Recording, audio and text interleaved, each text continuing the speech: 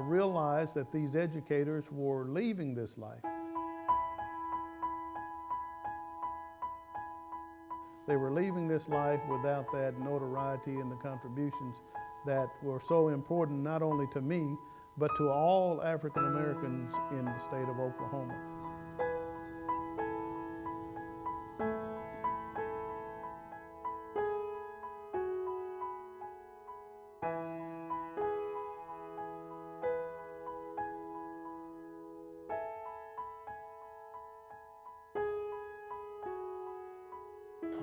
From the Brown versus Board of Education, when the U.S. Supreme Court said no more segregation, 1954 to 1965, whenever any town would desegregate, black teachers would lose their jobs.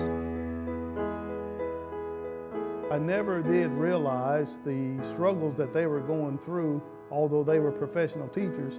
Once they left the classroom, they still had to deal with issues related to civil rights and the rights of all individuals. There's a lady outside of Porter and Tallahassee, a Miss Lola Parker Dean, and she filed a lawsuit against Wagner, won it. The NAACP brought some lawyers in, and then they made it a class action suit.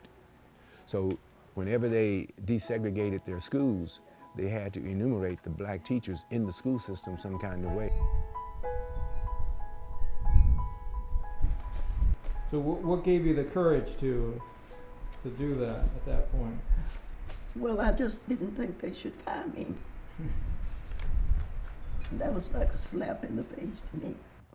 And she's 103, and she looks like she's like 70 or 80 in her face, and still here. She's still astute and bossing me around.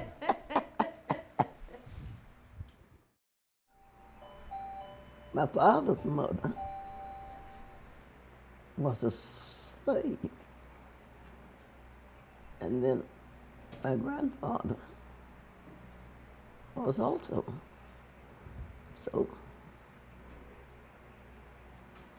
they were glad to they were coming to Oklahoma for a better life. That's what they really came for.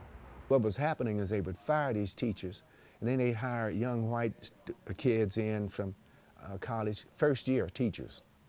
And, you know, that was unfair. And so when Miss Dean won her case, that stopped all of that.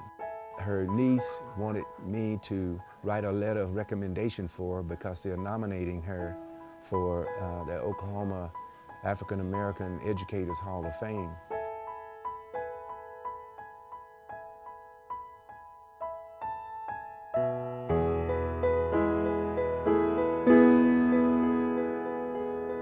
I want my kids and my grandkids to know and not forget the contributions of so many in this great state.